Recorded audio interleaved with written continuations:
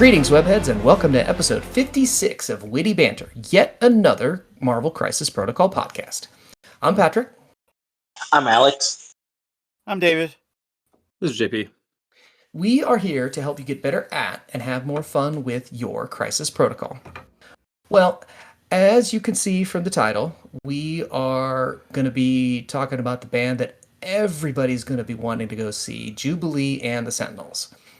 But before we get into it, a little bit of business. First of all, speaking of Sentinels, we do have a Sentinels box to give away. Remember, if you are supporting us at patreon.com/wittybantercast, you get entries into our giveaways. Also, if you leave us a rating and a review on Spotify or Apple or wherever, and email us proof of that at wittybantercast@gmail.com, we will get you into the entry. AMG provided us with a Sentinels box. Thank you very much to AMG for that. We appreciate that. And as a result, our winner is Sean Clemens. Congratulations, Sean. You are the proud owner of a new Sentinels box. We will be reaching out to you to get you your information, and we will get you your loot here shortly. If you'd like to join in and be part of the fun, you can join us at patreon.com/wittybantercast, or you can leave us a rating and review. We would appreciate all of that.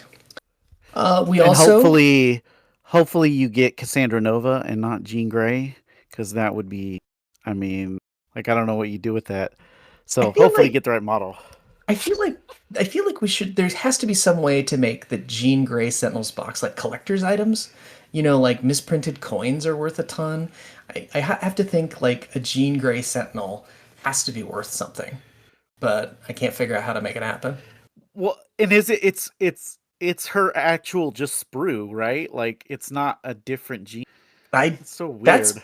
That's my understanding, and I think didn't one of our locals just get a Sentinels box and get a bonus Jean Grey out of it? Adam. Yeah, there's, yeah. I mean, a Sentinel Jean Grey would be freaking amazing. So that would be fun. But it would be pretty cool. I guess somebody could do a conversion if you do get. So Sean, if your box shows up and it's a Jean Grey, we'll come up with some kind of cool thing for you. Don't worry about it. We got you covered, buddy. We also have an event coming up that we would like to tell you about. Alex, over to you. All right, it is Bug Eater time. This is our 6th year hosting MCP with Bug Eater. This year's a little bit different. Normally, it's a donation to one of our local high schools. This year, it's at a church because the local high school, for whatever reason, booked maintenance the same weekend as Bug Eater. So, something had to change, and maintenance was a little bit more important. So we're hosting it at a local church this time around. Again, donations go to the church. It is June 5th, 6th, and 7th. June 5th, we're doing, and I'm hoping this year we can pull it off, a team tournament. It is very basic team tournament format. Three players per team. The characters cannot be repeated between rosters, and team tactics cards, with the exception of restricted cards, cannot be repeated. And then when it comes to crises, unless we get the new crisis pack before Bug Eater, and depending on how many crises exist, they cannot be repeated until each one of them has been selected. So, for example, you cannot use inhuman weapons until all other extracts are selected. You cannot duplicate it until all others are selected. And then Saturday, June 6th, will be, Saturday, June 7th, whatever day Saturday lands on. That is just our basic contest of champions, basic challenger event, and if need be, cut to top 8 for Sunday. And then Sunday is the What If event. That one, I come up with crazy rules for each round, and it's meant to be just kind of like a have fun day. I do let everybody know at least 2 weeks in advance what the different things are going to be. So if it's something that could be roster related, have at least have an idea of what to expect and what to make beforehand, especially if you're traveling. Uh, all three events, everything is legal up to day of event. I know that we're supposed to be getting some character changes within June timeframe. If the character changes happen the same weekend as Bug Eater, we will not use them. It can be too difficult and too much to print out and prepare day of, especially if you travel. So I'm not going to restrict anybody with those without having those. So if it happens to be the same weekend as Bug Eater, we will use the old rules and go from there. All right. And for those of you who are complaining about traveling, our neighborhood is extended to Scotland, and we are having a visitor that's coming from Scotland that's coming to Bug Eater. So I don't want to hear any of y'all complaining about not being able to get to Omaha for this thing. A 4-hour drive ain't shit to a 20-hour flight or however long that flight is. So my fellow Americans, the gauntlet has been thrown down. The challenge has been made. Are we gonna let this? Are we gonna let this guy? Are you gonna let this? Are you gonna let this guy beat you? Are you gonna let him show up and you just be a soft American sitting around going, "Oh gosh, you can't drive in the car that long"? You can do better than that. I have faith in you. I have faith in you. So you need to come. You need to come join us at Bug Eater. We will have the Longshanks information. We'll put that out on the socials and in the show notes. You'll have plenty of time. You know, it June still is a little bit away, so you got plenty of time to plan. But we want to see you here. We need to see you here. America is counting on you. Alex, I want anything to add else? something about the team tournament. Yeah, So go ahead. I really like team tournaments. I think it's probably my favorite format. I really just like the idea of it. And I really want to do the team tournament. So like for you guys who want to come out, any listeners, if you can't have a team, like if you maybe have two people, and we'll find you a third person, just, hit us up and we'll put together some teams because I really want to play this team tournament. 100%. Do not, if you're going to be able to come to play the team tournament, we will sort you out. We'll make sure that you've got someone to play with. So make your plans. Put it in the calendar now. Let's see you out here first weekend of June for Bug Eater. All right, it's time to go around the neighborhood. David? So I'm sure most of you listeners know that we're recording this post Adepticon. Adepticon was fantastic. It was a great time. I enjoyed it. My games were good. It was amazing.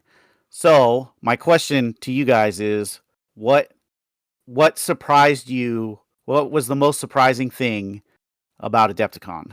Like, for me, the most surprising thing was that there were no Inhumans players in Worlds. Like, there was no Inhumans in the tournament. There were some in the qualifier, but I don't know if that speaks to they just didn't get in, or like maybe Inhumans are kind of like trending down. I don't know, but that was the most surprising thing to me. JP, we'll go ahead and start with you. What was the most surprising thing that from Adepticon for you? Are you talking just about the MCP part of Adepticon or all of Adepticon, David? It can be whatever you want. You can give some MCP and something about Adepticon as a whole. Well, I guess I was anticipating a lot of the Defenders players. The thing I wasn't anticipating, which obviously a good chunk of people figured out, was Kingpin, right? I'm sure if I was more of a forum lurker or something, I would have been a little bit more keyed into that. But I was wondering what people were going to do to combat Kingpin or combat the defenders, and it ended up being Kingpin, which ended up winning the tournament. So Against defenders. against defenders. Alex, how about you? What was the most surprising thing about Adepticon for you? The most surprising thing was Shang-Chi not getting nerfed right fucking there. Sick of that dude. Like, he's so stupid as a 4 threat. Oh, let me go. Oh, I have 4 power. I'm gonna be able to do 13 things with this 4 power. It's coming. He's gonna get it. Oh, he's gonna get it, and unfortunately, I think he's gonna get the same thing Thor 2 got. Gonna be old Yeller, and I just don't think he's gonna end up being playable in the community's eyes anymore. He'll get knocked down to a reasonable 4 threat level, and people are not gonna like that. You know, I've been thinking about this. I think they could have the smallest, softest, wafer thin nerf, and the community would still say, he's trash and never play him again. So I almost wonder if they're going to do like an actual semi-reasonable nerf of Shang-Chi. He'll immediately fall off the table and he'll become what's referred to in fantasy football as a post-type sleeper, where he'll be actually a really good character to include in your roster. It's just nobody's going to want to play him because he's not quite as dominant as he used to be. I'm not sure what defenders are going to do if they take out Chi. They would need to play. I guess they just wouldn't have flexibility in their. They'd have to take like a splash 4, and then they'd have whatever their 4th model is. They would have to be affiliated. So I guess they would not be able to play Zemo as often or something. I don't know. Because the defenders don't really have a great 4, do they? Outside of Chi. I haven't looked at their affiliation list lately, but I feel like any 4 that's in there is like Daredevil. No, Daredevil's No. okay. no. Deaton had him in his roster. Yeah, I mean, serviceable. he's not great. I mean, he's definitely no Shang-Chi, obviously. He's not great. Like Daredevil's kind of trash. Like a Spender's good, but he's not doing a whole lot. Like Chi is just like doing a lot of shit early in the game. Daredevil's like, please give me power. Listen, they got Ronin, they got Wolverine, they got Ancient One. They got your pick of the crop when it comes to mediocre 4 threats, okay? I expect Ancient One might get a buff. Yeah, maybe. I don't know. We'll see. I'm What was your big gonna surprise? I'm gonna go a little bit more meta. I don't know why this did surprise me. I don't think that it should have, but I was just blown away by the fact that every game I played, win or lose, more lose than win, the people I played were just astonishingly cool. It went from strength to strength in terms of just playing fun players who were, it was competitive and it even was probably a little sweaty at times, but I just had a fantastic experience with every game I played. And I wasn't sure what I was going to expect at an event like that, but it wasn't that. And so that was my big surprise takeaway from Adepticon, was just, without sounding too Pollyanna-ish, was just kind of what an amazing community Marvel Crisis Protocol has generated. Yeah, the vibe was just super cool. Like that was one thing that surprised me. Actually, now that you said that, it kind of jogged my memory on that. I thought one of my games would go to time over the weekend. None of my games went to time, so that's surprising to me.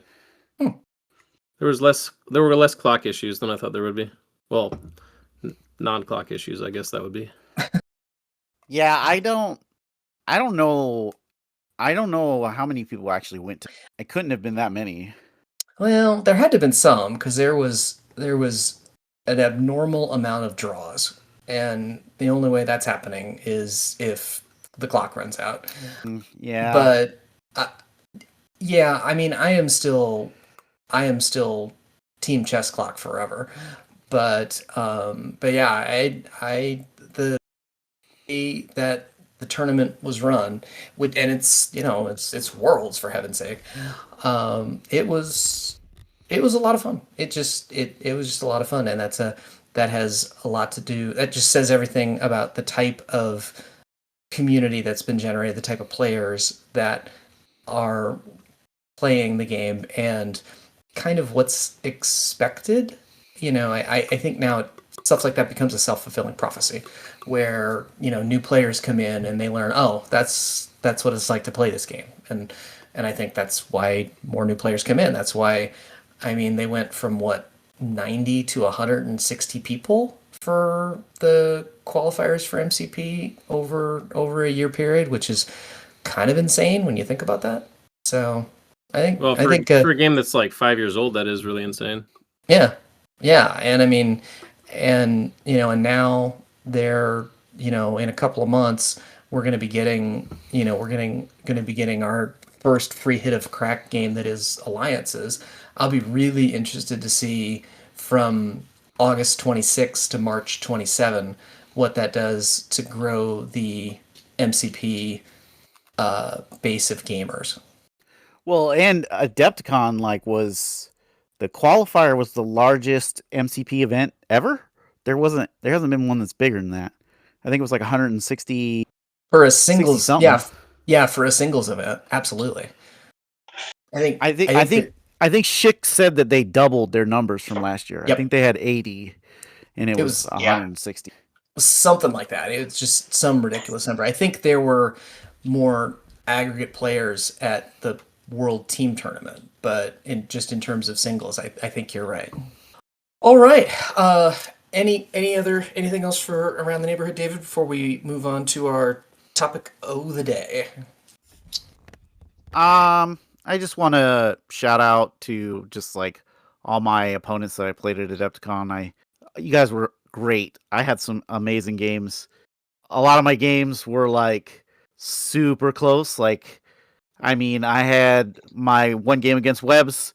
I couldn't daze Amazing Spider-Man with a Voodoo, who I pole decked him, and he ended up being alive on one because he quipped out my power burn, because I only rolled one power burn, and yeah, left him alive on one. And he ran away into the corner, and that's how he won the game. So it is what it is. I thought the math would work out, but my games were all like that. All of them were like super close, like maybe like one dice roll go this way. Like, that's the thing about, as the games get more competitive and the player skill gets greater, those little dice margins start to matter a little more. Yep. And yeah, I mean, my games were amazing. All my opponents were awesome. I got to be on a stream game, which was crazy, and I played Hopebuster, which like nobody expected. In Convocation. Drink! Yeah, and he was absolutely amazing. He like he KO'd Weapon X, and he dazed him because he dark restoed him, and I was just like, I'm fucking done with you.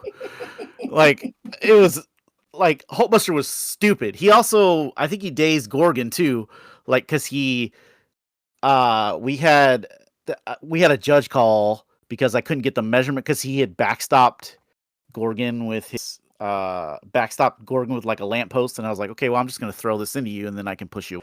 But the judge ruled that I was out of range, so instead I just spendered him and threw him into the lamps and dazed him.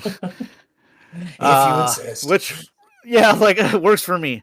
Yeah, so Hopebuster was amazing. Like, all my games were fantastic. Like, even what surprised me was how much I really liked the affiliation battle. Like, I thought that was actually pretty cool.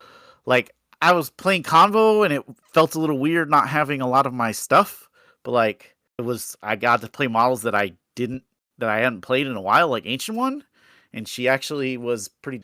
So like, it was fun. I enjoyed it, and I think like, if you have the ability to go to Adepticon, you should, because it was fantastic. I am already busy in the process of earning up enough points with my wife so that I'll be able to go next year. So that's how much fun I had. Okay, so let's get into the new characters. Was all set, and I mean, if there's anybody that's going to be excited about talking about Sentinels, it's going to be me. But before we get there, so we're starting round 1 of the Worlds qualifier, and just kind of low key, nonchalantly, they're walking around and they're handing out these cards, and we're looking down. It's like, oh, here's Jubilee. Here's Jubilee's full card, which is awesome that we got to see it. And I'm not going to say that I lost the game because I had the card to look at, but it didn't help. Let's just put it that way. So, Jubilee is... Yeah, go ahead. To add on to that, I Yeah. was on the first row of tables. Uh-huh. So I got the Jubilee card like super early before everybody else did. And I'm like trying to look at Jubilee's card. I'm like trying to process it. And then I'm like, oh, maybe I should play this game. That's... Yeah, my problem is I got to maybe I should play this game about halfway through round 2. So, Jubilee is 2 physical, 3 energy. Jubilation Lee. 2 physical, 3 energy, 3 mystic, 4 health, size 2, medium mover, and she is a 2 threat. Same stats on the backside. David, any kind of initial thoughts on Jubilee's stat line?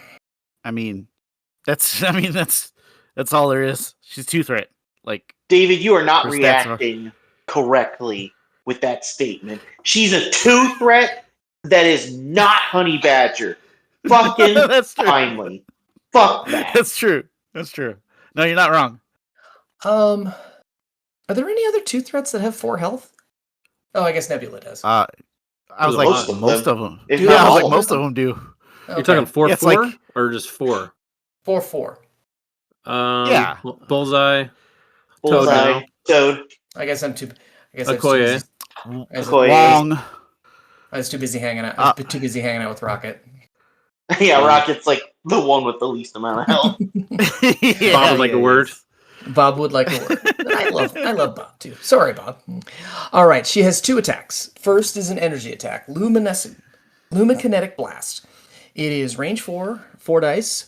It's a gainer, and then on a wild hit, after the attack is resolved, the defender gets stun. Her spender is Princess of Pyrotechnics. It is range 3, 6 dice, costs 4 power, and on a wild hit, she gets rapid fire. After the attack is resolved, she makes an additional attack without paying the power cost. Doesn't have the rapid fire rule, so old school rapid fire. JP, what do we think of Jubilee's attack suite? It's fine. It's energy, I guess. The gainer's range 4, which is cool. Stun trigger's a little hard to pull off, but like she's a 2 threat. It's fine. It's nothing amazing, but the spender is okay. I mean, like anybody who's played Bullseye knows, like the pin cushion's pretty good. This is like an extra die, but you need a trigger for it. So, Her rapid fire, according to the dice calculator, is just about 50-50. yeah. So I mean, it's like she'll actually probably have more power than a lot of 2 threats just because of one of her superpowers, but Yep. I don't know. We'll have to see how much she pulls this off. I don't know what her play pattern is going to look like. She's got the thing where she can, anyway, I'm not going to get into it. We'll get into it in a minute. Well, we'll just go there right now. She has 3 powers. She has 3 superpowers. First is reactive fireworks. When this character or another allied character within 2 is defending during the modified dice step, this character may spend up to 3 power to use the superpower. For each power spent, the defender may reroll one of its defense dice. A character can only reroll dice with the superpower once per turn. Her second is Wolverine. When this character, it's a 0 cost. When this character is the target of the attack, if an allied James Logan Howlett is within 2, this character may use a superpower. The allied James Logan Howlett becomes the target of this attack regardless of power and line of sight. And her last is an innate. I totally meant to do that. When this character rolls dice, after the effect is resolved, if it rolled at least 1 crit, it gains 1 power and drops all objective tokens it is holding. Alex, what do we think about Jubilee's superpower suite? I think it's great for a 2 threat. Like, it's the defensive rerolls. I really like that superpower. The fact that it can be used more than once per turn, it just can't be used more than once on the same character. I like that idea. Yeah, and I do like the Sentinel Prime. Sentinel Prime would like a word about that. Yeah, suck it, 5 threat. I also do like the idea of how they're trying to prevent 2 threats from being the best objective holders in the game. Spider Ham has a similar, well, not the exact same ruling, but like the Spider Ham has a rule where he drops objectives due to a certain reason. The Wolverine superpower is probably the most lackluster one there. It's neat, but I don't know how much you're gonna get out of it because without exceptional healing, Wolverine can fall apart super easy. So it's neat. I don't see it getting used all the time, especially to try to save a 2 threat. Maybe if you're trying to prevent an extract from getting dropped, maybe. So that way she doesn't have to roll dice. It's a fine superpower. I think her superpowers are great for a 2 threat though. I don't expect much out of a 2 threat when it comes to superpowers because they're a 2 threat. They're not doing much. Right.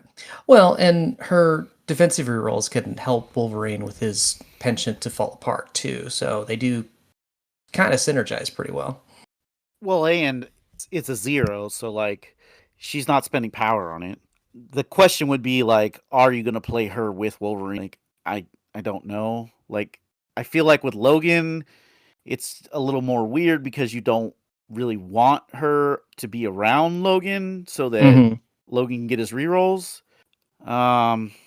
Maybe if you're playing OG Wolverine though, this might come up.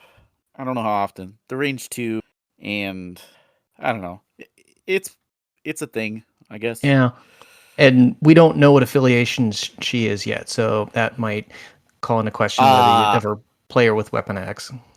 I mean, she has to be X-Men, right? That can't. I would presume that it's just a question of whether she and Weapon X would share anything. I guess is more than anything what I was thinking. Yeah, I'm willing to bet she's going to be X-Men, X-Factor when they come out, and maybe New Mutants. Oh, I hope she's New Mutants. Yeah, I think she'll be New Mutants. I hope she's New Mutants. David, any kind of broader thoughts on Jubilee? I like her. I think she's got an interesting kit. It sucks that she drops extracts, but she just doesn't them. If you're playing her in X-Men, Nightcrawler's probably holding one. Shadowcat probably holding to be trying to pick up. Yep. So it may not matter. So she could stand on his kit, which is fine. Her attacks are range 4. Stunning is a thing. If it happens. The other thing is it's 4 dice attack. So if it happens, you're probably not doing much damage. So you're not powering them up before you. Right. It's fine. Unless you're rolling Hydra Grunts dice. Yeah. Yeah, or Fury or David. Dice. Or David. David's gonna roll 5 on 4 every fucking time. JP. I think she's sorry, good David, though. go I will say I like her with Chuck. I think she's got good reactives. Yeah. JP, any kind of last thoughts on Jubilee before we move on to the big stompy boys, or the less big stompy boys now? I got nothing good to say about this stupid bitch. You guys are way more excited about her than I am. Alex is excited. Alex is excited because she's a mutant. Dave is excited because she might be good in Professor X, and Patrick's excited because her name is Jubilee. Yeah, I just don't give a fuck.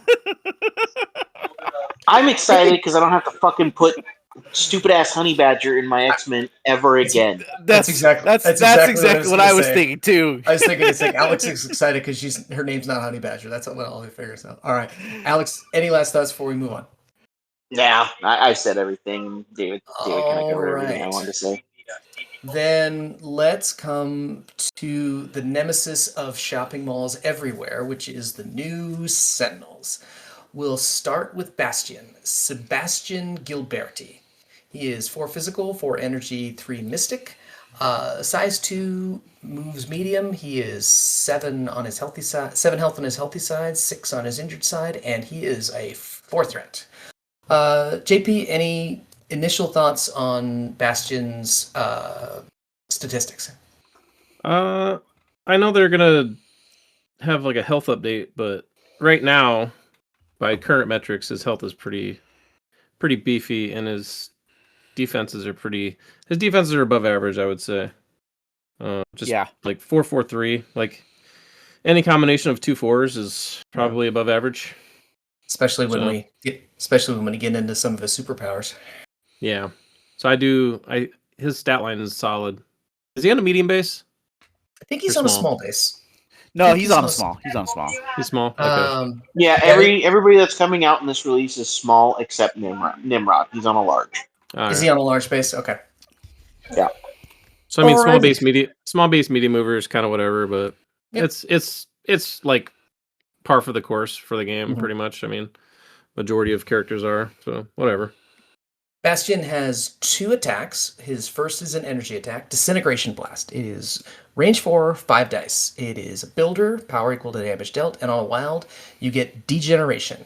After the attack is resolved, the defender cannot have damage removed from it until the end of the activation phase this round. Suck it, Apocalypse. His second attack, his builder, is energy. Tolerance is extinction.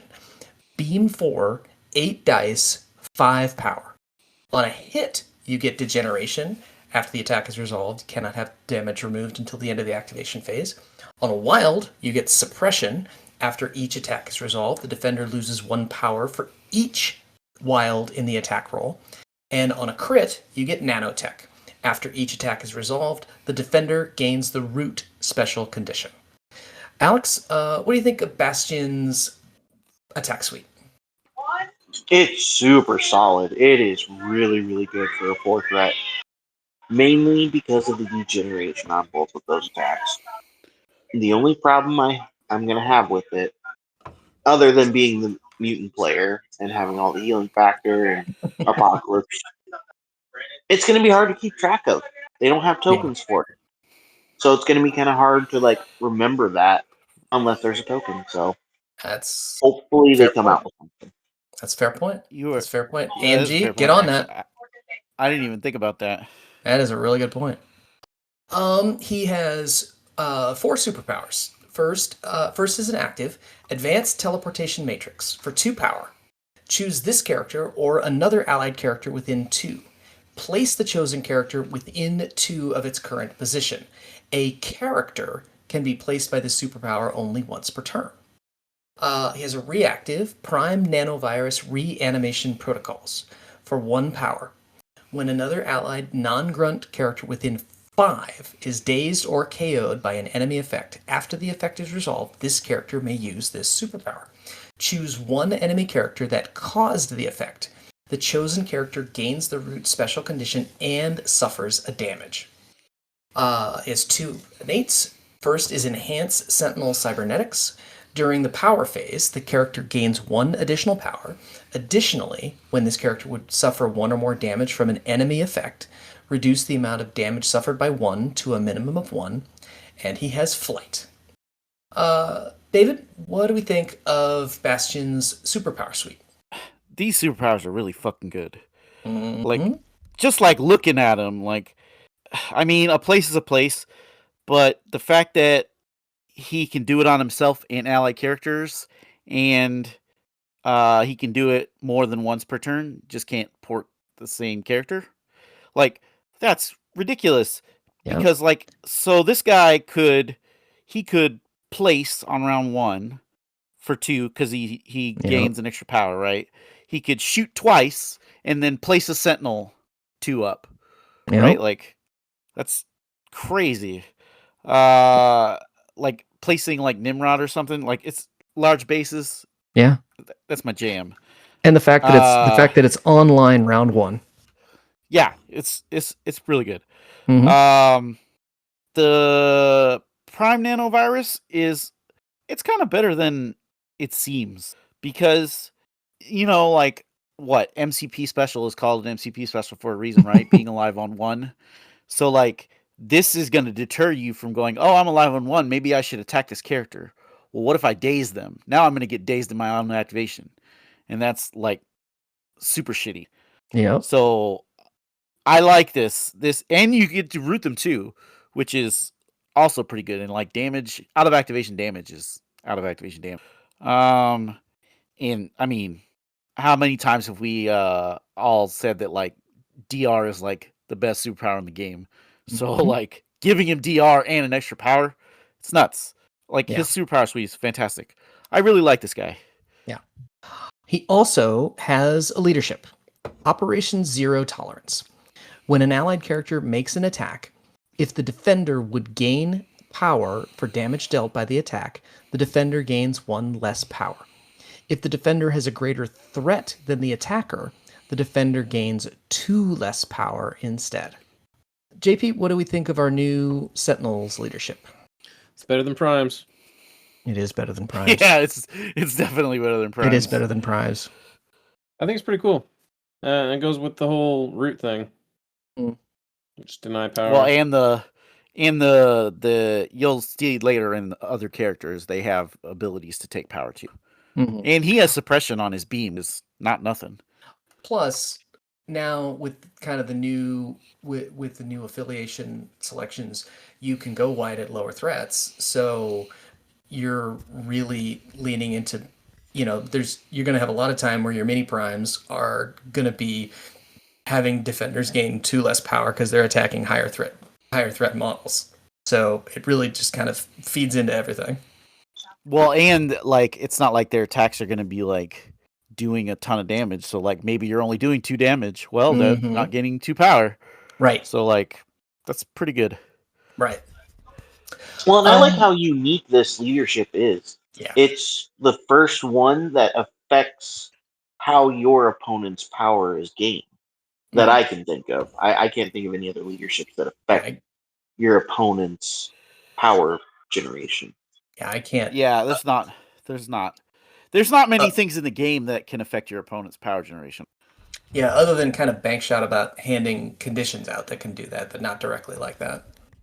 Alex, what are your thoughts about Bastion overall? He's great. I was worried with what they did with the original Sentinels. I was worried that he was going to just be kind of super lackluster, but I think they learned their lesson with how the community reacted to Sentinels as a whole. Mm-hmm. Because, I mean, they were really bad. They were really bad. And it seems like they learned their lesson. Yeah. David, how about you? Overall, what are your thoughts about Bastion? So, I mean, like, I think he's a really good character. That beam is kind of crazy. Like, I feel like if he can get this thing, this 8 dice, it's beam 4. Like, it roots you, has suppression on it, and you can't heal. Like, oh, like that can really wreck some characters. Like, and we've got new characters that are coming out that want to do this kind of healing thing with like rescue and Yep. the updates to Strange. And I mean, there's still a lot more characters in the game that heal than you would think. And I will say, after post Adepticon, more people brought patch up than I would have thought. And it got used against me a few times. And it's like patching up for 5 is like crazy.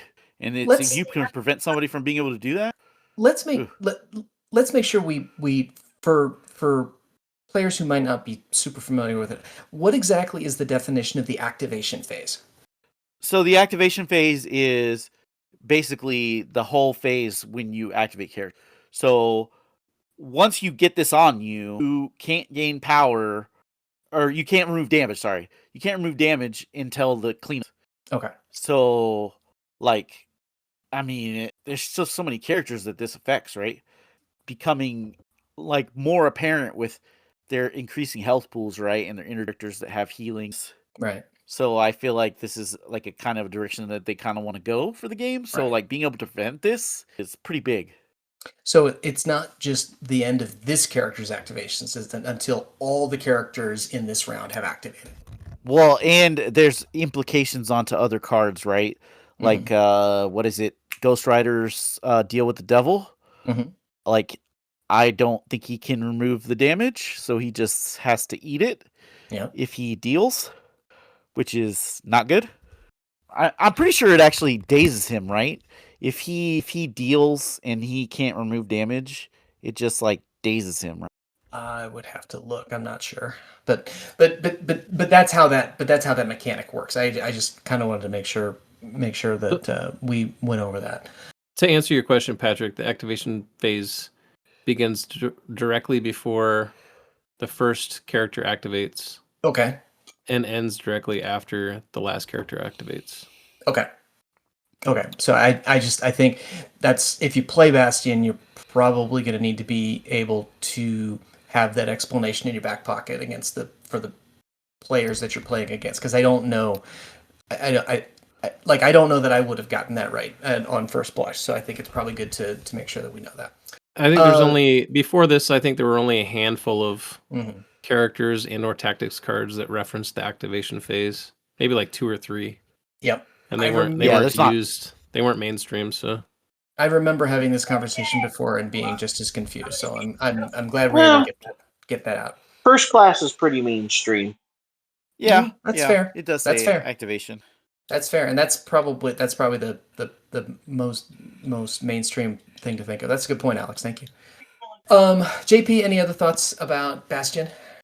I think he's just kind of a hoss. He's just good.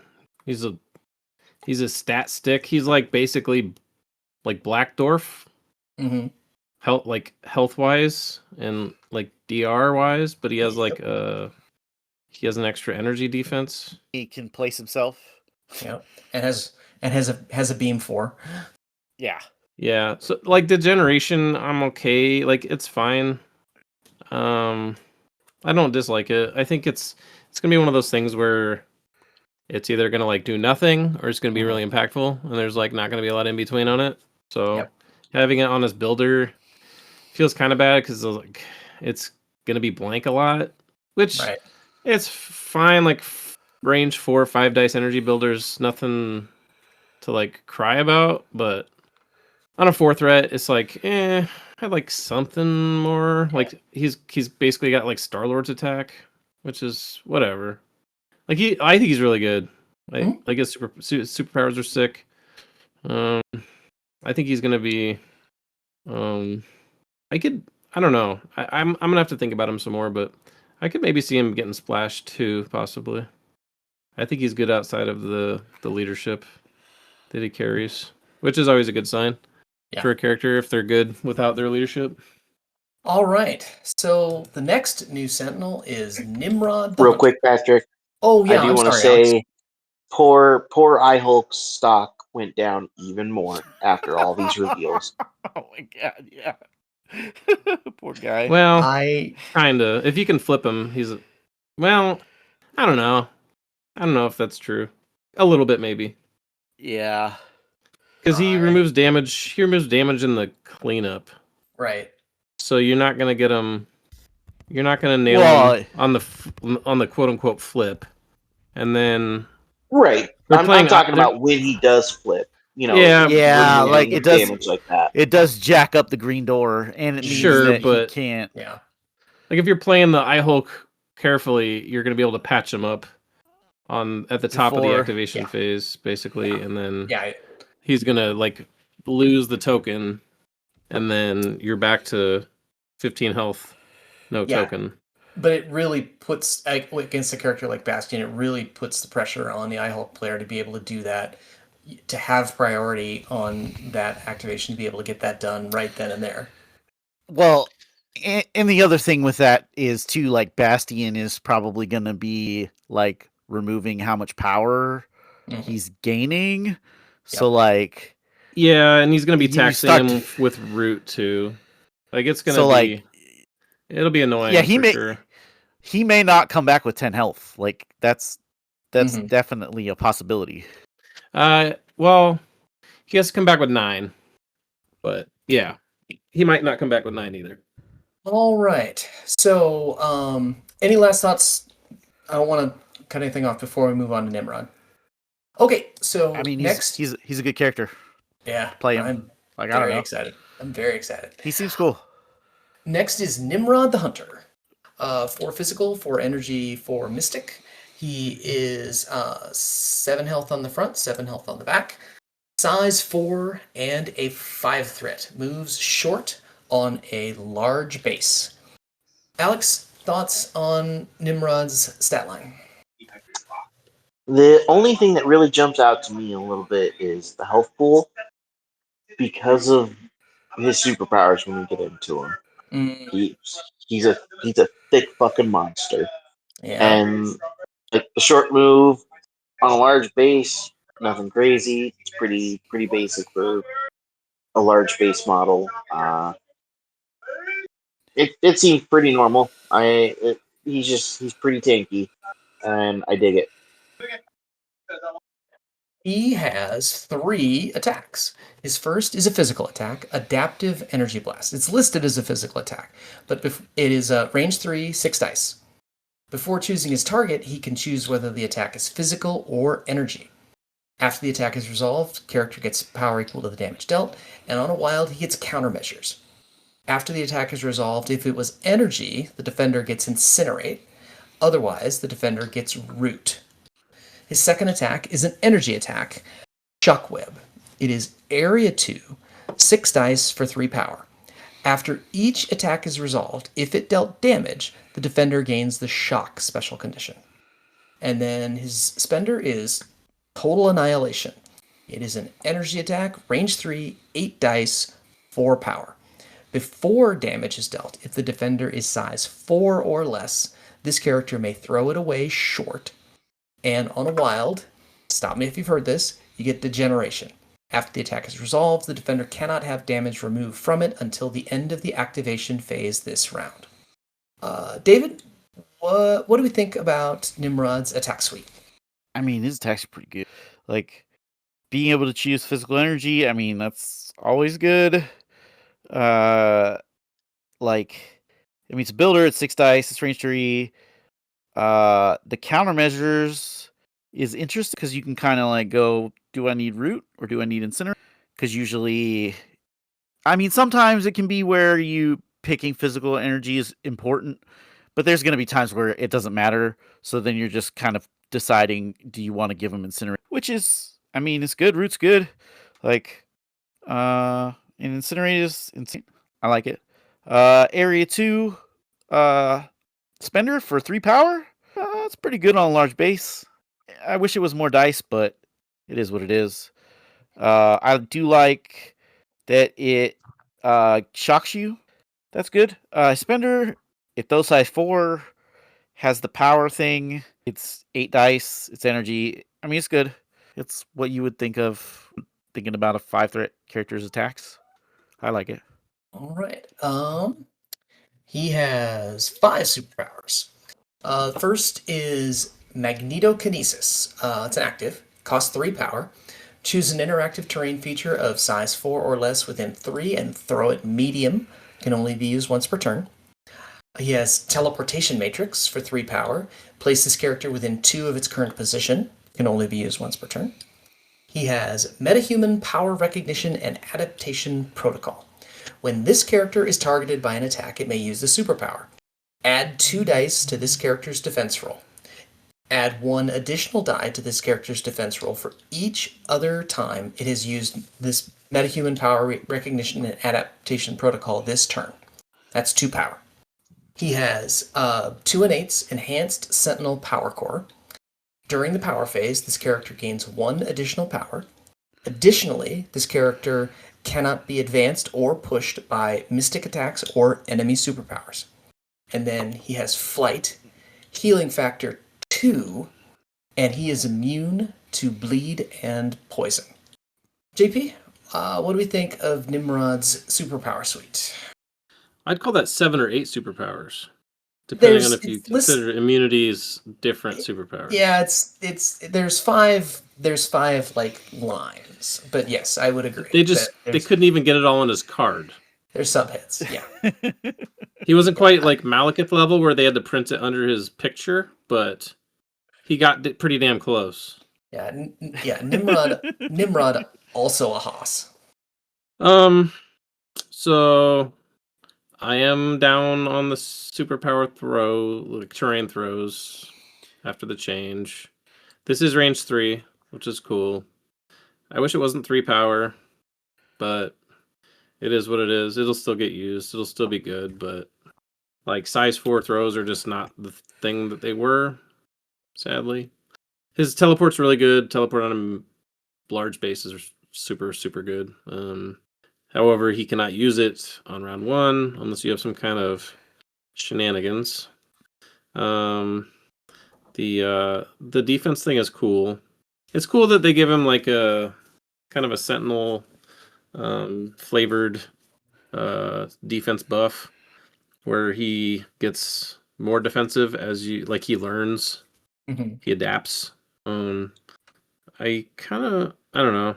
Adding 1, it would have been cool if they did give him like the Taskmaster treatment where he got 2, but I don't know.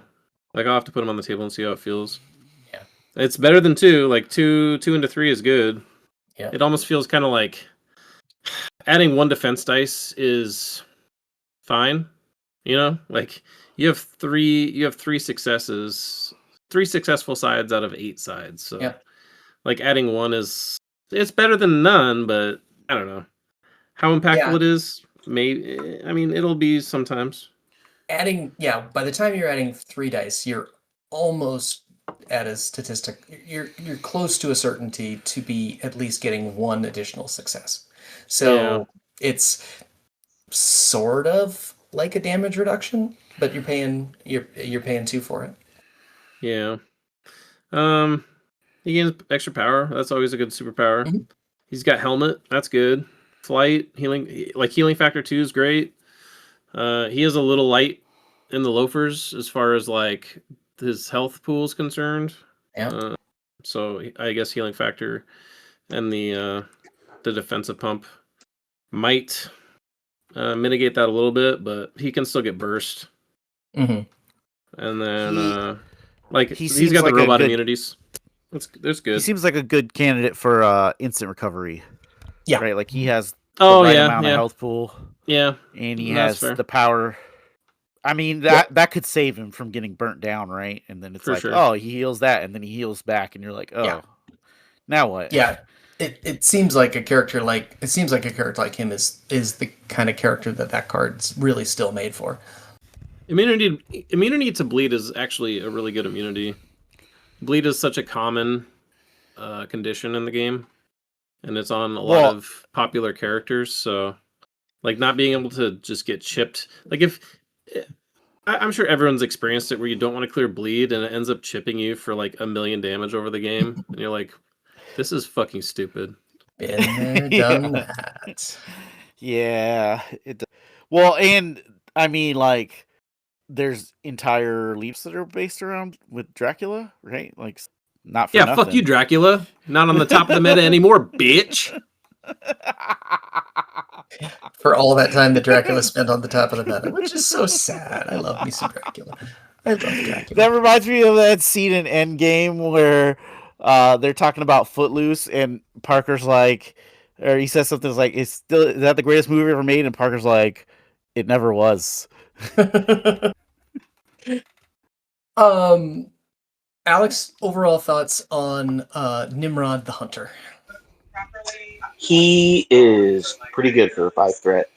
I like him. I'm not disappointed with him really in any way. Like, he just seems like a solid 5 threat, and he is going to be very scary for those mutant players, which makes sense.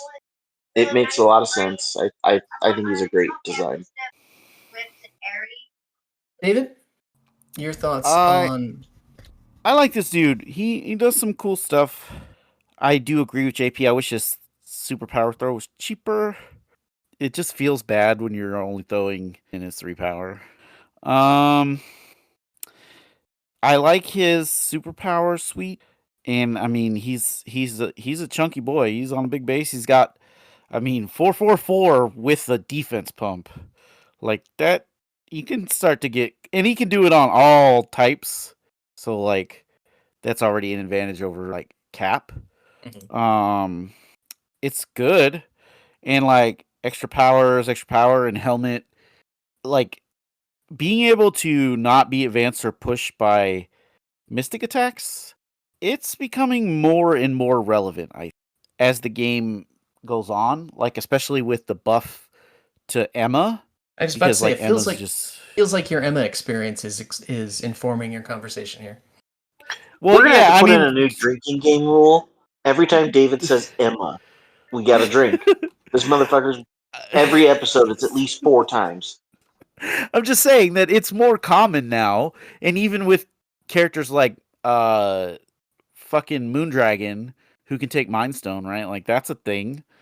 Like it just feels like that having that superpower is becoming more valuable in the game, and the fact that it's innate, Emma can't stop it. Uh, it's good. Like I think he's a good character. I, I was Go ahead hanging and say out what you're over gonna at say. I was hanging out over at David's house the other day.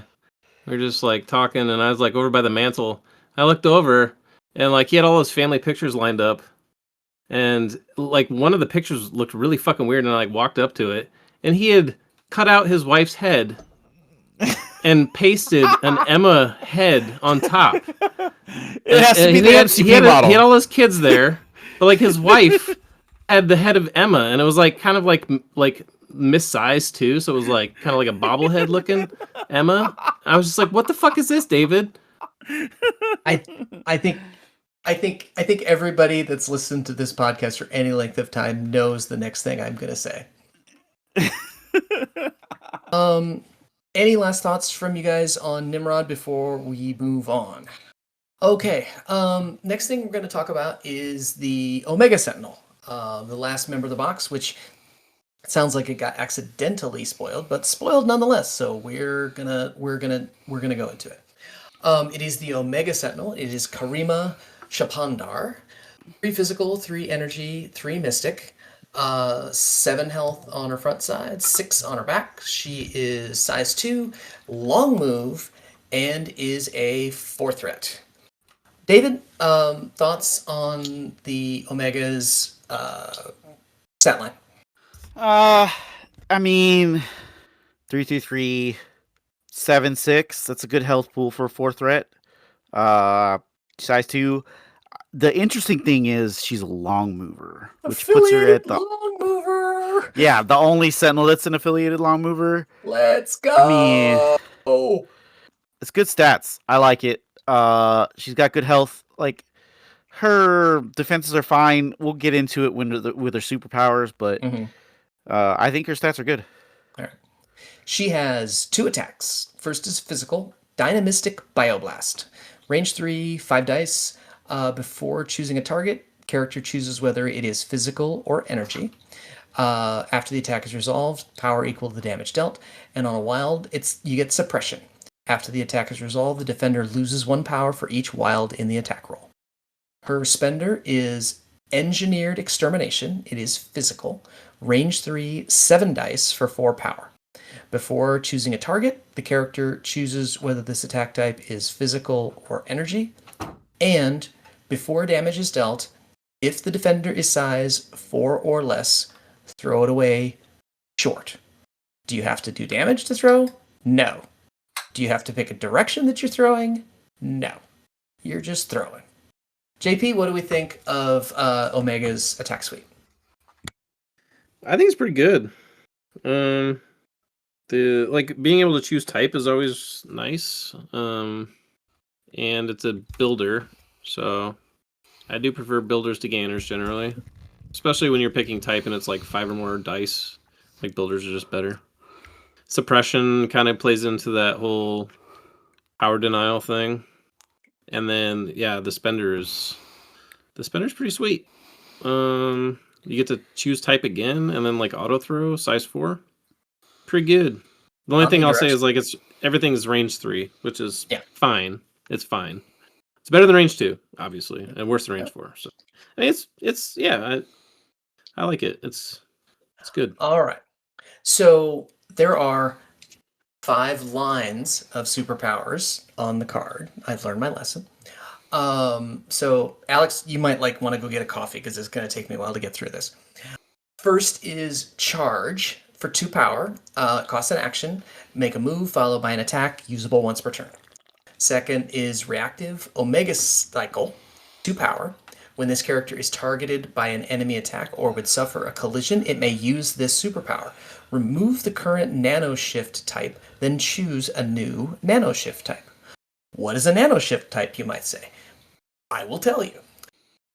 One of her innates is Adaptive Nano Shifting Protocols. During the power phase, this character chooses a Nano Shift type. You can have Ardent Carapace. The character rolls 2 additional dice when defending against physical attacks. Additionally, when it would suffer damage from a collision, it reduces the amount of damage suffered by 1.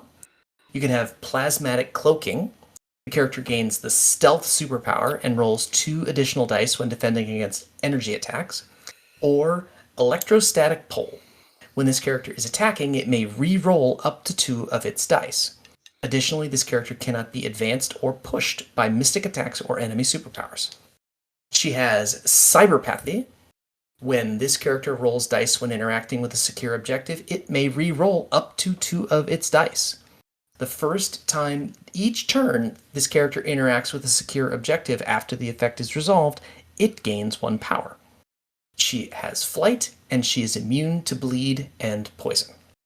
I'm going to go take some oxygen. Alex, what do we think about Omega Sentinel's superpowers?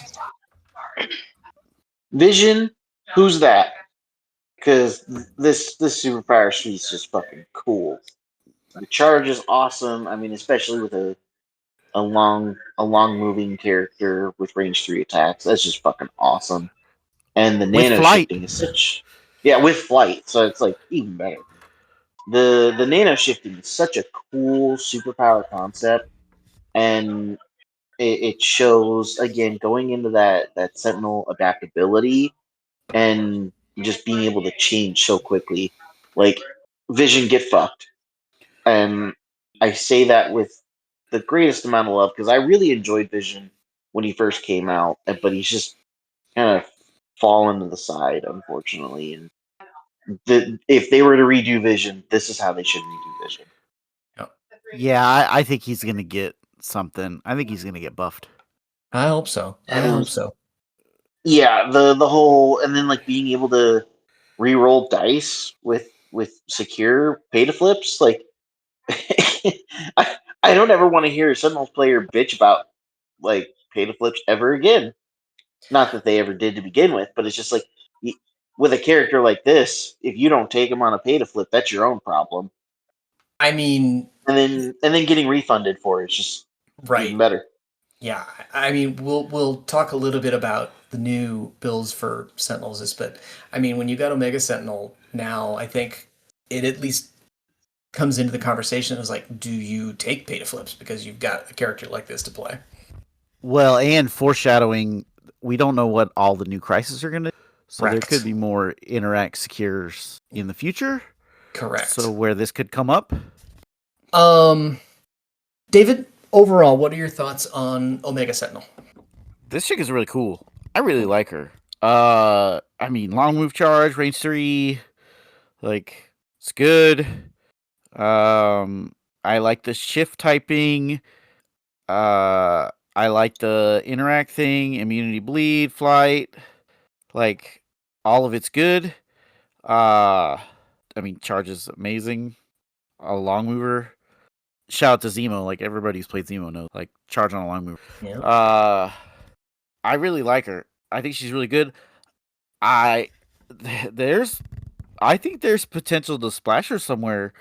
Like I know we haven't talked about fucking OG Steve in a while, but like this chick seems very, very good with OG Steve, right? Like the ability to go, I'm gonna charge on round 1, and I'm gonna stay in electrostatic pulse, so I get to reroll 2 dice. That's kind of nuts. Charge Mhm. range. Excuse me, it's electrostatic pole, like a Okay. dick. Yes, I- electrostatic. I Pole. was waiting. She's very horny. I was She's waiting got very for. horny names for her stuff. I was waiting for when that was going to come out. got- That is an unfortunate name for the power. I will. Well, she grant also that. has hardened carapace, Yeah. and then plasmatic sounds kind of sexy. I don't know. Well, again, I will say the plasmatic coating. She might not be a terrible say character coating? to. Now Cloaking, you're getting sorry. I was now about you're to getting say, Yeah, sexy. now I'm getting. I think we've. Now I'm I getting think sexy. I think we've just completed the Plasmatic cloaking. She might I'm gonna not be call it terrible. plasmatic coating from now on. Actually, I prefer that. There's a 0% chance I won't say that at least once. So I do like that it gives her stealth, and like she can use it. Like maybe it's not a terrible plan to like backdive something with her, if you're smart about it. No, I like her. I think she's good. I mean, theoretically, if she's playing with Bastion and I got bad, Bastion could come and port her back too. Yeah, I mean, like, I don't know if I necessarily love mid grabbing with her, but she's not a terrible. JP, any overall thoughts on Omega Sentinel? So that electrostatic pole is kind of nuts. Like getting 2 and 8 rerolls on all your attacks is kind of fucking crazy. Yep. And then really you good. get like you don't have to pay or anything. It's just like you constantly have plus or two rerolls. Like what character has that? Like Logan, like Miss Marvel when she's in her big form, like Squirrel Girl when she has Tippy. Yeah, there's not. Like not that who's many. rerolling 2? Like Jane when she charges, but that's not even like she has to pay for that. Yeah. Like Yeah. just having Everything 2 else- and 8. For every attack, you don't have to be like within range 2 or anything. Yeah, it's just kind of nuts. Like that's and you get to choose typing. Like she's gonna be pretty deadly, and she's gonna be very fast. Like with her charge, so like she's like one of the best pay to flippers too. Between being like a long mover and having the rerolls, and the gain power back. the power from- gain. I think, yeah, I don't know. I think she's really freaking good. And being able to flip into a form, like so it gets a little bit weird with the plasmatic coating when you go into stealth, because like they've already chosen the target. So it's not like you can stealth out of the first attack. But you do, if it is energy, you do gain additional dice. And then if they're outside of 3 for a second attack, they won't be able to hit her. Well, that also affects rapid fire for any of those rapid fire characters that are outside. So like she could go stealth, and then the second rapid fire can't hit her. Yeah. I mean, for all you guys out there playing Moon Knight still, listen up. Yeah, it's like Moon Knight and Bucky. Like, okay, I guess. But yeah, interestingly, that like she's kind of weak to Mystic, I guess, because she doesn't gain the additional dice against Mystic. Bastion is too. Now that I think about it, other than his DR. Yeah, I mean the DR. I mean he's slightly weak to it. I would say going from like 3 dice pool to 5 dice pool for the other stuff is. But they don't get like the double wilds for the big Sentinels. Yeah, that's true. I think she's pretty solid. Like it's hard for me to like say where Sentinels are going to be in terms of like power level or tier list or how they're going to be in the meta, but as far as just like being able to field powerful affiliated models, like Sentinels definitely got a boost here. I think like the Omega Sentinel and Bastion are just probably better models than the drones. Like the drones aren't bad, but I think these are probably just like more solid characters who are like more flexible. Like drones kind of do the drone thing, right? They potato Well, and try to pull people and blast them yeah, if they have power. Like they're not very yeah, they're not a very dynamic character. yeah. The drones hit harder, and can displace people, and they got a little more, health. Yeah. Um I mean, she trades Plus they that for can, mobility and plus they like can, but the drones can step on cars. that's true. she just flies over them. She don't care. That's true. That's fair. That's fair. Alex, what I are don't your? know. I'm with Patrick on this. The drones being able to step on cars is way cooler, and it benefits more affiliations than the Omega being able to fly. So like, get fucked, fly Omega. Because she has a whole toolbox of sex words. She No, does. no. We're still on the talking about fly over Sentinels being able to step on a car. Okay. I will say that the Sentinels being able to step over a car and destroy it has come up more times than I would like to say. Oh, just about every game I played at Adepticon, that was a relevant factor when I was playing my drones. Listen, Alex, if you want Omega Sentinel to if it's your kink to get your car stepped on, Omega Sentinel will do it. Begrudgingly. She She'll do it does. begrudgingly. Hey, we don't kink shame. We know this. All right, so we have one more Sentinel to go over. We have the Prime Sentinel, and I am officially going to try to make Mini Prime a thing, because I have no idea how we're going to keep Sentinel Prime and Prime Sentinels together to separate it otherwise. This is my plea to the community to make Mini Primes a thing when we talk about these things. They are 3 physical, 3 energy, 3 mystic, 6 health on the front, and we think 6 on the back. AMG has not been entirely clear about this, but we are going to proceed under the assumption that they are 6/6. At Size 2. Adepticon, they were 6/6 at Yeah. the thing that we watched. So, I mean, I would assume this. I think that's a safe bet, but just we are acknowledging that there is other data in the universe that says something different. They are 3 threats, and they move medium on small bases. David, what do we think of the Prime's stat line? I mean, they're a 3 threat. What do you I want? mean, Like, if there are threes across the board, 6/6, I think that's I think what Chick said is the baseline for 3 threats. I feel like we should just like, I don't know, maybe we call these guys Borg or something. Something random and weird instead of calling them primes, because they're not primes, obviously. They're mini primes, Yeah. But that doesn't make any sense. but they're They're just Borg. smaller. They're techno zombies. Techno zombies. You guys are killing me. They have 2 attacks. The first is an energy attack, nano bioweapons.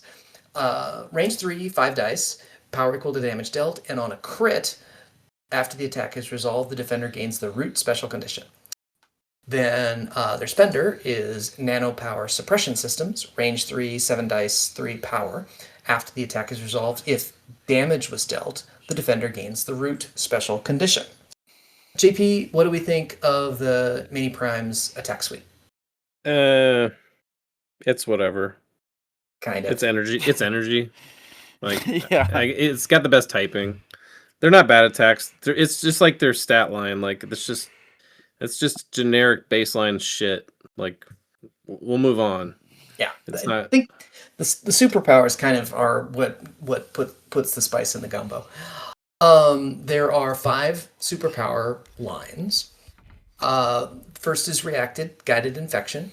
For 2 power, when this character is attacking during the modified dice step, if the defender has the root special condition, this character may use the superpower. Remove the root special condition from the defender, this character may re-roll up to 2 of its dice.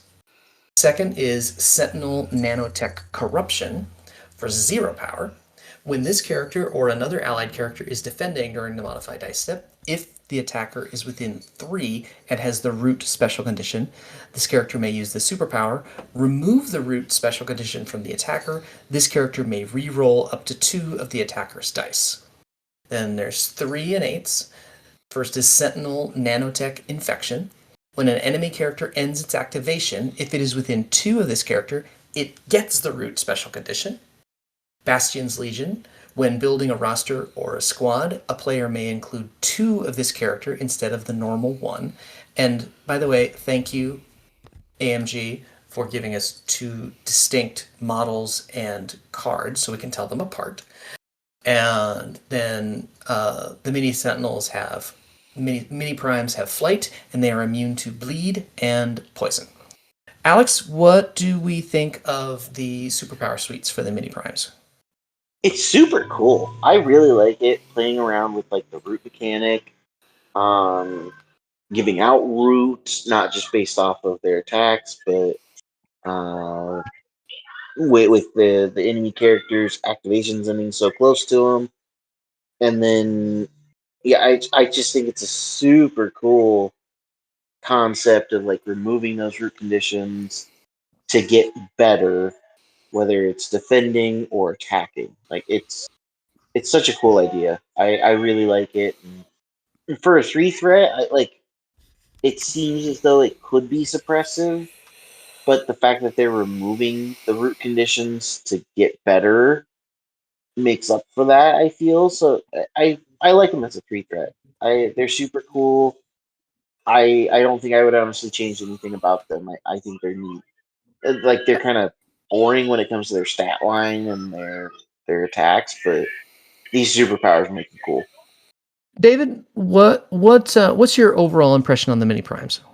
So there's a few things that I really like the fact that you root, right? Like, so for example, let's just take their builders. So if you roll their builder and you get the crit and you know you're going to root them, you can just go, well, I'm going to remove the root and pick up 2 dice because I know I'm going to put it right back on you, which is like really good. Like, I like that a lot. I like that it's not once per turn, so you could do it on multiple attacks. The other thing I realized about this corruption, 1, it's 0. So like anybody who's played Dynamo knows that like re-rolling 2 of your attacker's dice is really important. And sometimes it can be like the difference between you getting dazed and you not getting dazed. Like, for example, in my Adepticon game against ASM, the fact that he could quip out my power burn on my voodoo meant that I left his voodoo alive on 1. This is re-rolling 2 of the dice. So, like, you're going to get more of that. And the fact that if they end their activation, like, if they're already within 2 and you know they're going to get rooted again, you might as well just pull the root and re-roll 2 defense dice because you apply it after anyway. Having the ability to, like, kind of look at like, being able to, like, play around with pulling root off and putting it back on, like, I think that's pretty cool, and I like the mechanic itself, and it gives them a little bit of something that, like, a lot of 3 threats can't really do, which is, like, having the ability to, like, reroll your attacker's attack dice and reroll your own attack dice, and being able to, like, apply root with, like, on some characters, root is just, like, completely cripples their kit. Kingpin, right? Like, Kingpin absolutely hates being, because now he's like, I'm spending 2 to DR, and I gotta spend an extra power on my terrain throw. Like, I'm probably not gonna have power to do it. Generate power well. So having the ability to, like, just root is great on a 3. And for, like, I mean, there's nobody in the game. That's it. So it's good. I like it. JP, what do we think about the mini primes? I would probably just kind of echo what these guys said. I think they're probably the most boring, uninteresting of the lot. I do like the. I think one of the better things on their card, at least initially, without knowing anything about how they play on the table is the superpower within 2 gain root. That's just kind of stupid. Like they get to do stuff round 1. Like, oh, I'm gonna move my prime to this objective. Do you want to contest? Okay, well you're rooted. Like that's Yeah, it's good. it's kind of brutal. So I think they're gonna get stuff done. It's just not gonna be as like cool or flashy.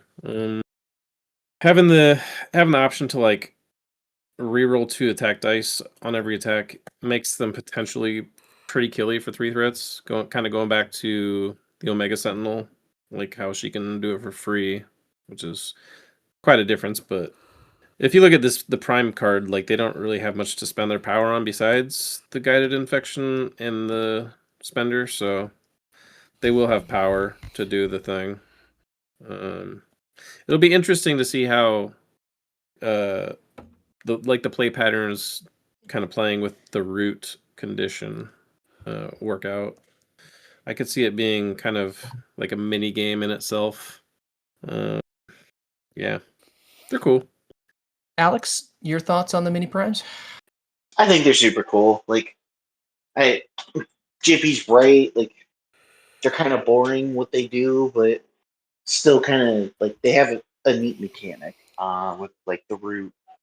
They're 3 threats. I don't expect much out of them, and if they do better than nothing, it's already a great start. You know what I mean? Like, I think they're good. They might be a little more boring, but they're 3 threats. That every affiliation is a boring 3 threat, and this is a boring 3 threat.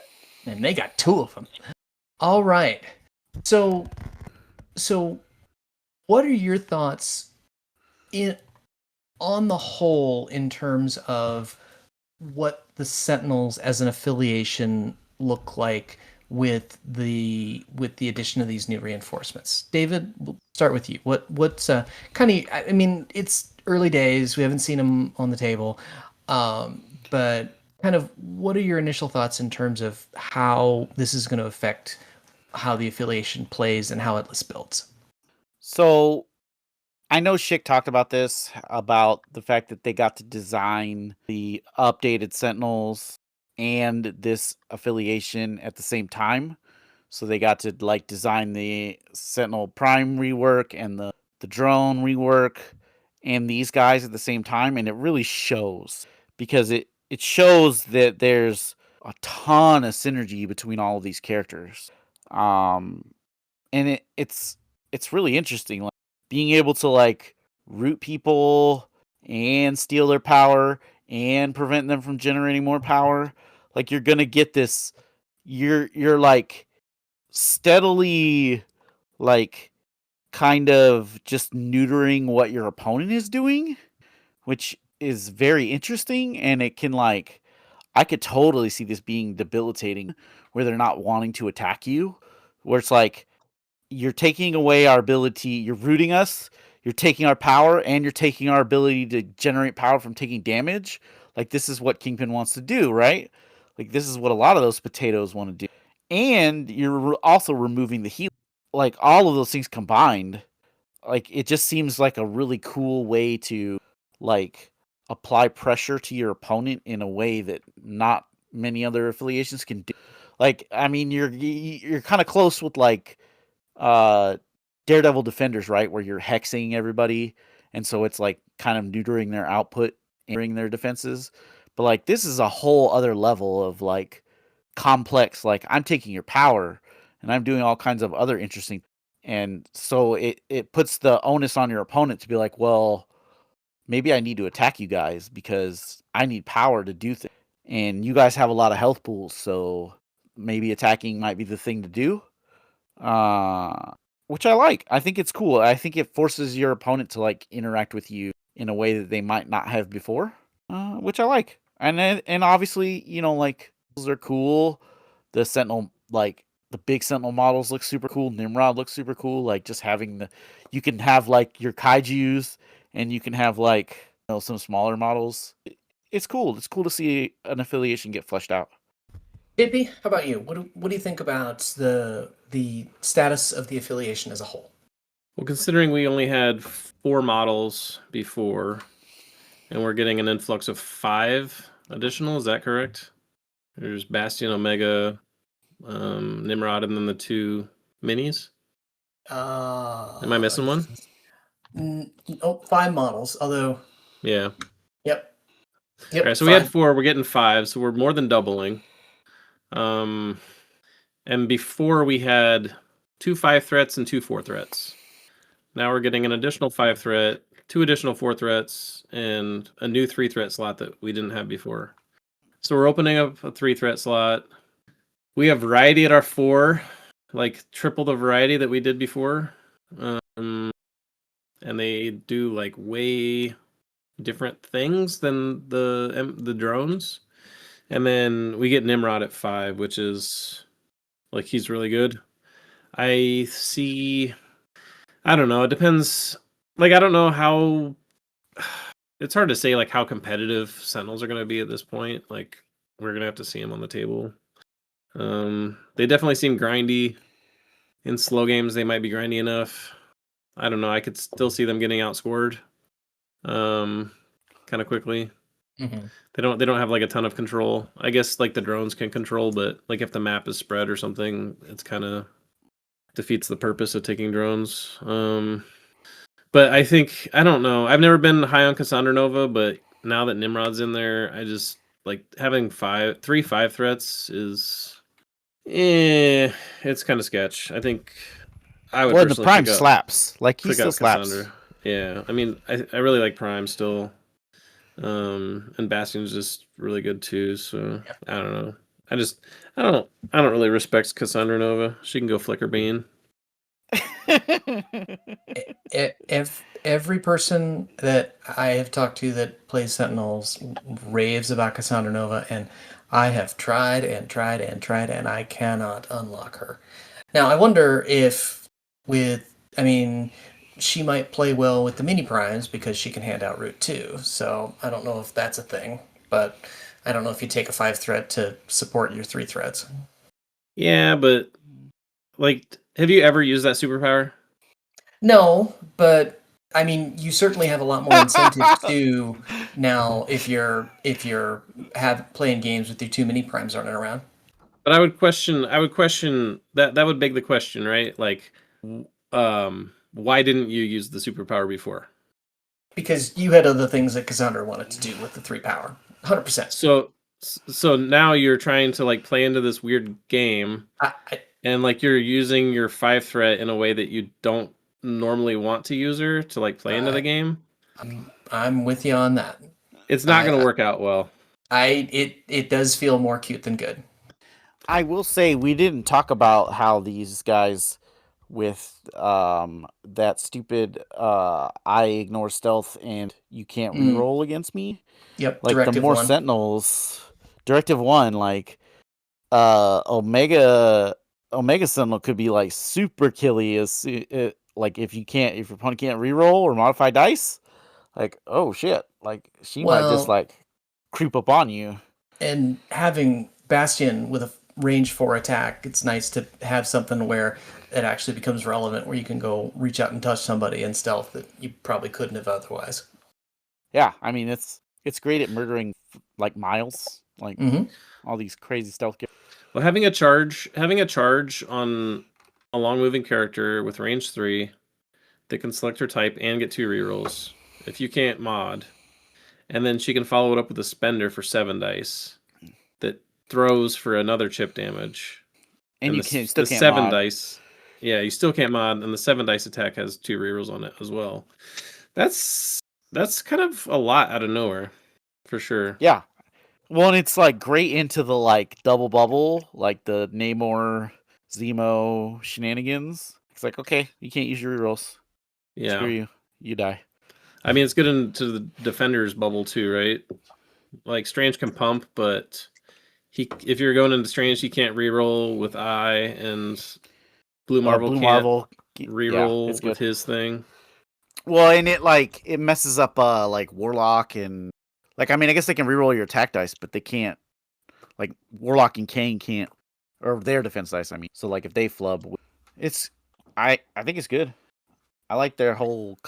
Alex, how about you? What do you think about Sentinels as an affiliation now with their new reinforcements?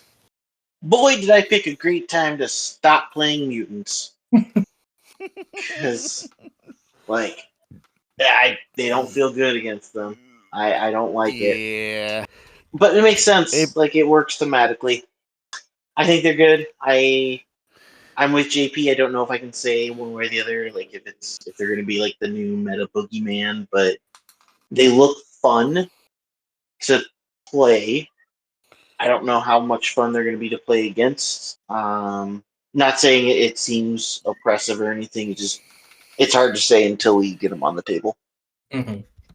All right. Yeah. Well, Apocalypse feels real sad about this whole situation. Like, rooting, like making all their horseman powers cost more power, taking power, and it doesn't feel great. I feel like Sentinels being an Apocalypse counter is a thematic win. Oh, 100%. All right. Well, Webheads, what do you think? What do you think of the new Sentinels? What do you think of Jubilee? How are you planning to use the new robots? How are you planning on putting them together? Are you planning on splashing anything? We would love to hear from you. You can email us your thoughts at wittybantercast@gmail.com. You can hit us up on all the socials at wittybantercast, and you can always get in touch with us at patreon.com/wittybantercast. Thanks for giving us your ears again, Webheads, and until next time, be good.